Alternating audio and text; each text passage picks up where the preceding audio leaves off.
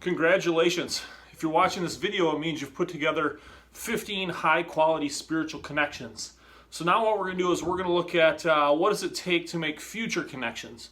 Your spiritual connections are kind of a way of you looking back and saying, hey, these are the areas, these are the places where I have seen God's handiwork. And as a teacher, it's really cool to see all of the different ways throughout the course of your middle school years where God is making himself known in individual ways specifically to you, where he is calling you out in a specific topic in a specific area.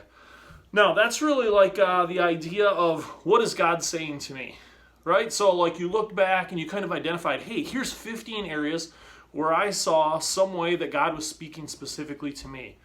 Now what you're going to do in your future connections is you're going to take those and you're going to say, okay, this is a way I have seen God make himself known to me. This is what I'm going to do about it. So the idea becomes, what is God saying to me? Your spiritual connection. What am I going to do about it? Your future connection. So your future connection, you want to look and you want to be really specific about the different topics in that spiritual connection. For example, when I was in middle school, one of the things we had to do is we had to write a report, like a research report on a famous person. So being in middle school at the time, and you maybe have seen this on The Last Dance too, I picked Michael Jordan. One of the things that I learned about Michael Jordan is he had this ability to take negatives and turn them into a positive. And he addressed that actually in The Last Dance, to take like negative things and make it a positive.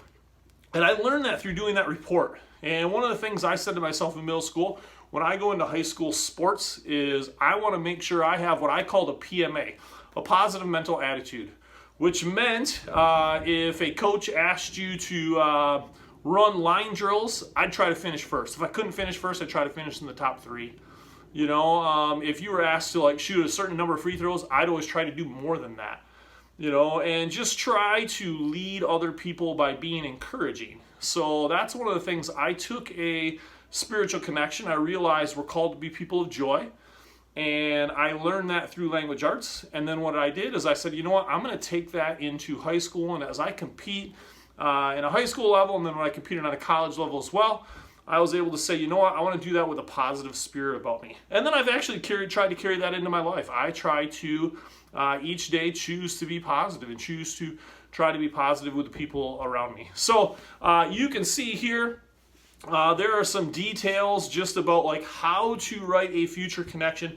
But really what it's going to be is it's going to be taking, you've made 15 spiritual connections, you're going to pick 5 of those. And you're going to take those 5 and say, okay, projecting these out into the future, this is what I'm specifically going to do to live that out. And you want to be really specific with how you're going to live that out.